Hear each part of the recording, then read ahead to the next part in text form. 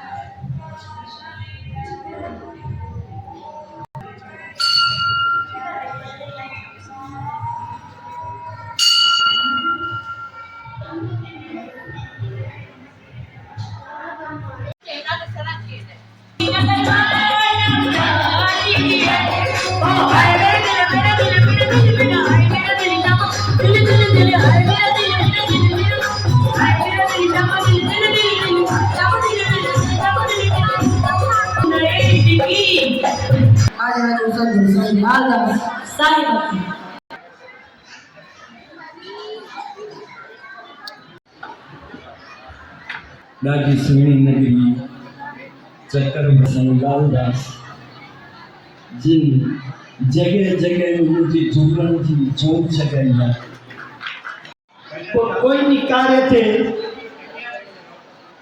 साईं जो हुक्म आहे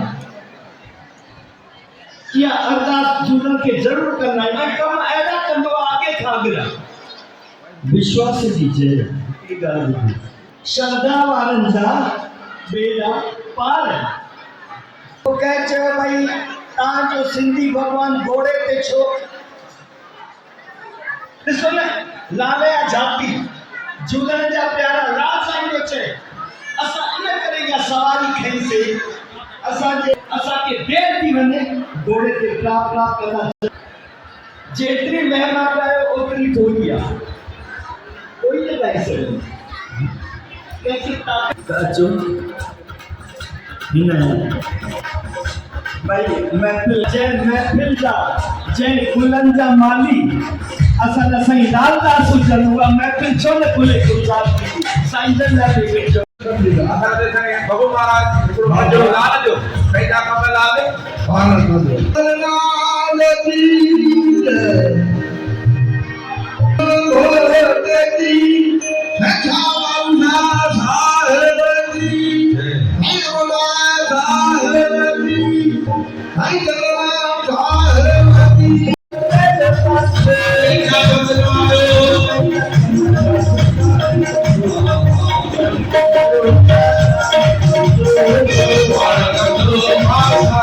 Thank you.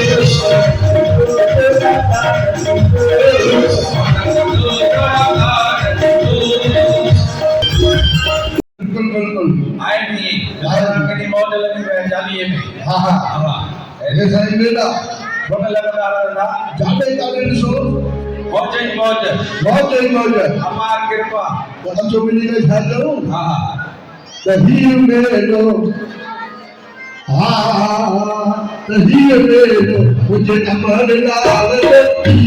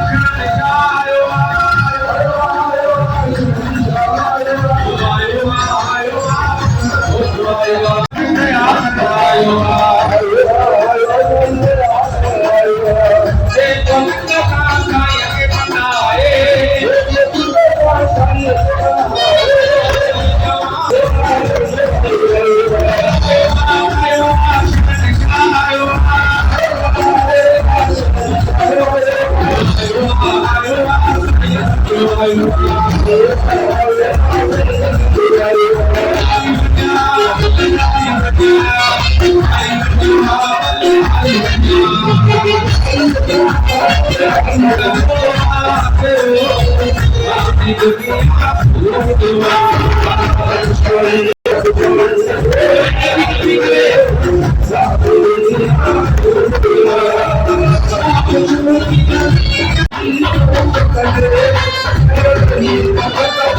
you.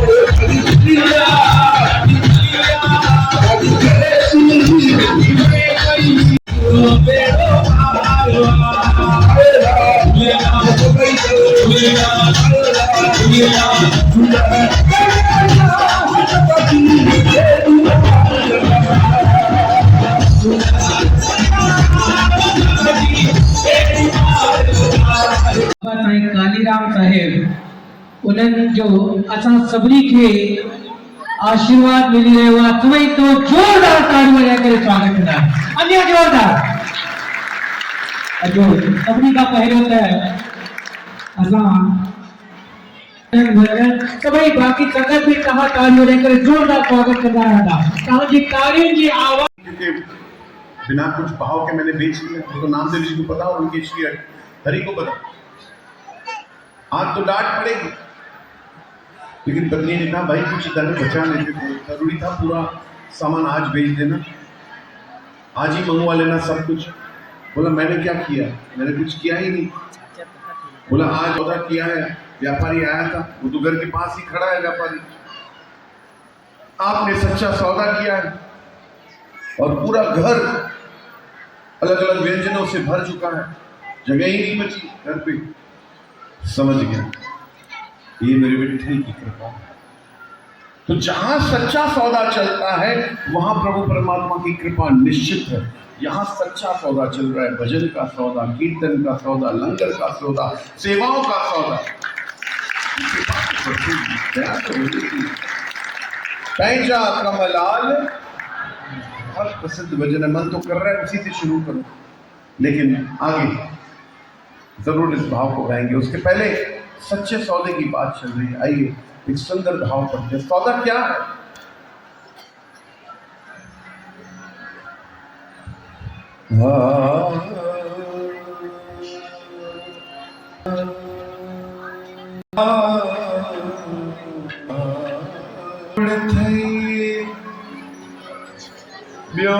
सच थे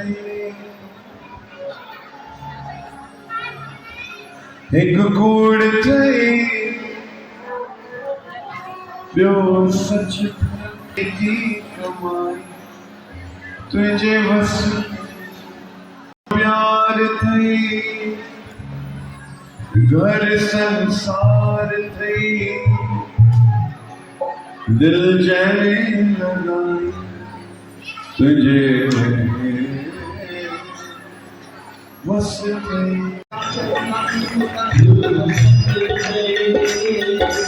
कूड़ थे जो सच थे जेकी कमाई तुझे बस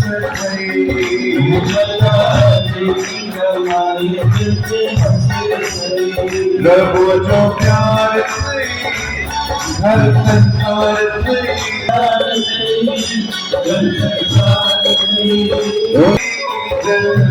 जैने लगाई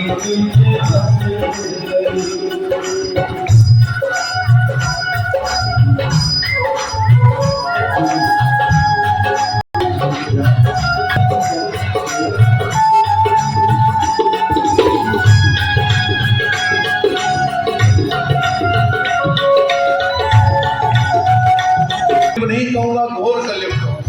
कलयुग एक लेवल तक था, आज घोर कलयुग चल रहा है। अब घोर कलयुग में क्या होना है? युधिष्ठिर ने भगवान श्री कृष्ण से पूछ दिया, प्रभु कलयुग में मनुष्य कैसा होगा, उसे मुक्ति प्राप्त कैसे होगी, उसे दिशा कैसे मिलेगी और मनुष्य की प्रतिक्रिया क्या होगी, मनुष्य की चाल ढाल क्या होगी, जरा बताएं प्रभु। कृष्ण ने कहा, युधिष्ठिर तुम पांचों भाई अलग अलग दिशाओं में जाओ और जो चीज विचित्र देखो उधर आके मुझे बता देना। श्री राम जय झूलेलाल, जय अमरलाल, जय उडेरोलाल, जय जय दरियाशाह।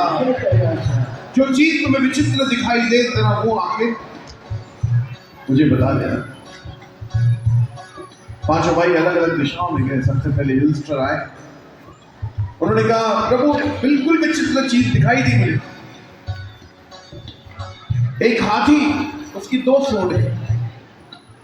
हाथी की कितनी सूंड थी? 2 सूंड।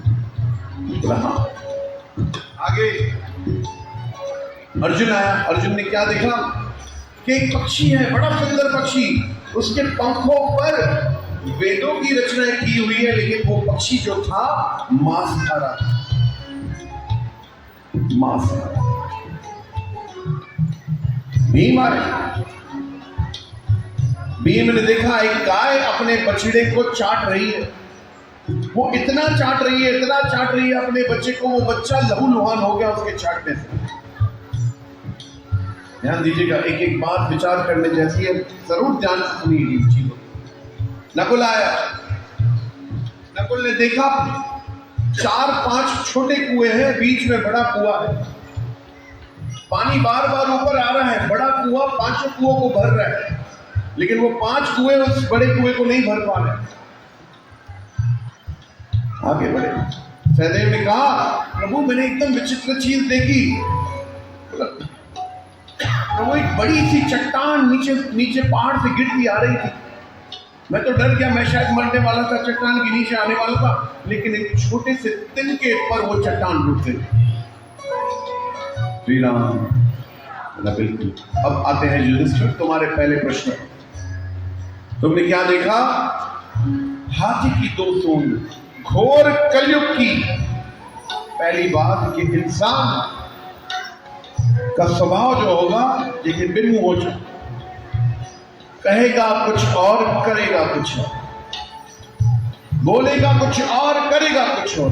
ये विचित्रता इंसान की प्रवृत्ति है। अर्जुन ने कहा पक्षी के पंखों पर, बड़ा सुंदर पक्षी, पंखों पर वेदों की रचना है। इस कलयुग में हमें ज्ञानी मिलेंगे, भरपूर ज्ञानी मिलेंगे, एक से एक ज्ञानी मिलेंगे, कथावाचक मिलेंगे, सत्संगी मिलेंगे, संत मिलेंगे, सब मिलेंगे जो अपने आप को ज्ञानी कहलाएंगे, लेकिन उनका ध्यान दूसरों के माल पर होगा। श्री राम। उनका जो ध्यान होगा वो दूसरों के धन पर होगा कि किससे कितना धन मुझे आ सकता है। बछड़े को चाट कर वो लहूलुहान कर देती है। संतान मोह इतना बढ़ जाएगा कि हम अपने संतानों के विनाश के कारण खुद बनेंगे। इतना प्रेम करेंगे अपने बच्चों से, फिर जाके संतों से ही कहते कि साईं दया क्यों मुझे उनकी डांटो ठीक होती और तुझे ही न दो। अरे भाई ये न दो। बचपन से ही अगर तूने दिशा उसकी मजबूत की होती तो ऐसी दशा नहीं है। नकुल ने कहा 4-5 कुएं, बड़े कुएं को भर नहीं पा रहे, बड़ा कुआं सब में पानी भर रहा है। बोला एक बाप 4-5 बच्चों को अकेले पालेगा, लेकिन 4-5 बच्चे एक बाप को नहीं पाल पाएंगे। घोर कलयुग। सहदेव ने कहा बड़ी सी चट्टान आ रही थी। बोला अधर्म इतना बढ़ जाएगा, इतना बढ़ जाएगा, इतना बढ़ जाएगा, फिर लोग डरते जाएंगे, लेकिन धर्म का एक दिन का जहां खड़ा होगा वहां धर्म को रोक देगा। ये कलयुग की विचित्र बात है। भाव क्या है कि अपने विवेक को हम कैसे जागृत, अपने विवेक को जागृत रखना है, हमें मजबूत रखना है। अपने विवेक को हम कहां जा रहे हैं, किस रास्ते जा रहे हैं, ये संतों का जो डर है ये हमें दिशा देगा, राह देगा, रास्ता देगा। कूड़ जोखम तोखा पाप कराए, सच जोखम तोखा पुण्य कराए। न दुख पाई दे सच कमाई दे, त सुख पाई दे, त सुख पाई दे। सेवा सच कूड़ हट गई, सेवा सच गई, कूड़ हट गई, सेवा सच गई, कूड़ हट गई, सेवा सच गई, कूड़ हट गई। ओ बंदा जेकी कमाई तुझे बस गई बता जेकी कमाई तुझे बस गई एक कूड़ थई जो सच थई कूड़ थई जो सच थई ओ दिल जय में लगाई तुझे बस गई दिल जय में लगाई तुझे बस गई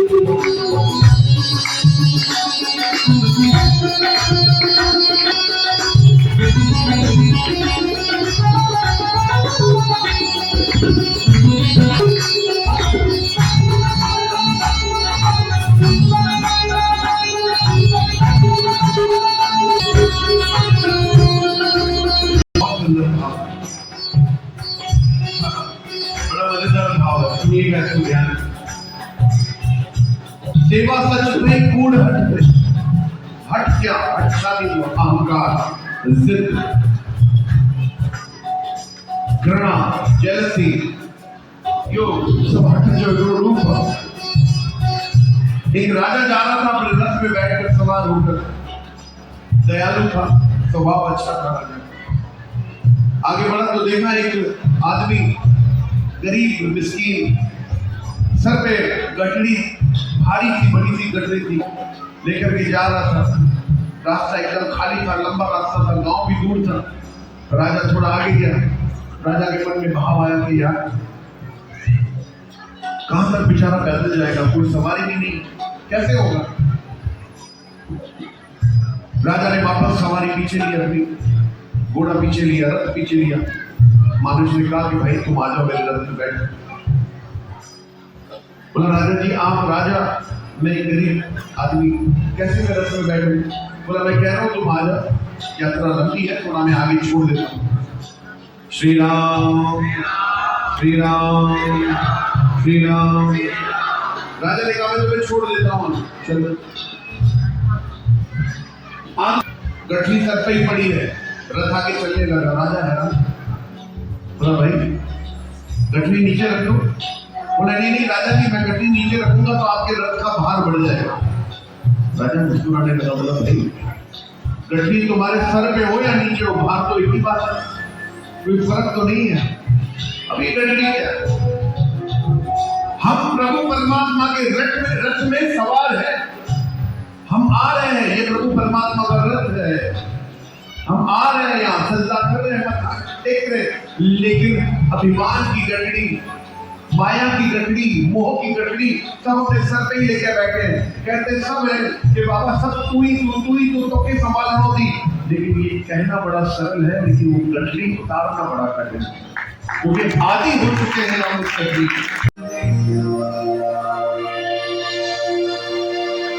मेरी जिंदगी बदल दी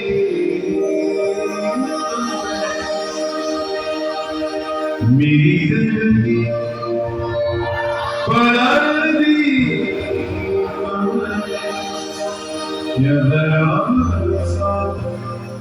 मैंने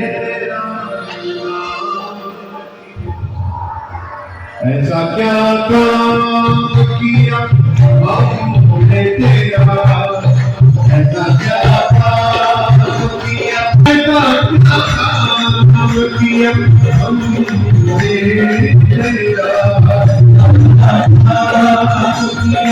जो मेरा हाथ तुमने थाम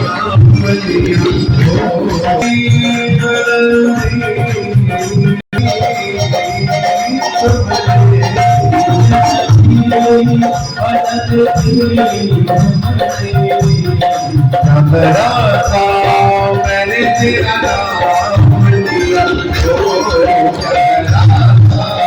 मैंने तेरा नाम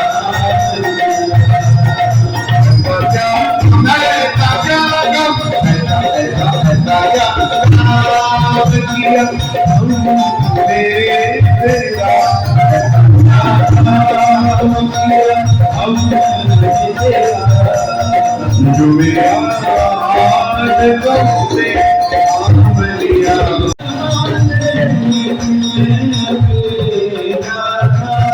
माया के रंग में थे इस जमाने में मैं अकेला के रंग में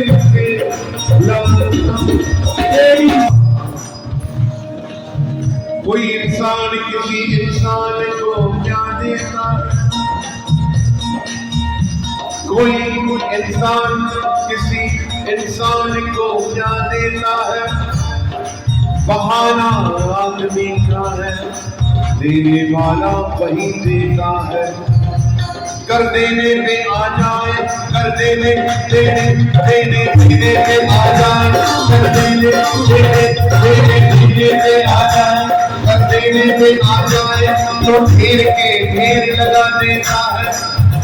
और अगर लेने से आ जाए तो चबड़ी भी उधेड़ देता है। इस जमाने में मैं अकेला था, तेरी आवाज़ मेरे लाल दे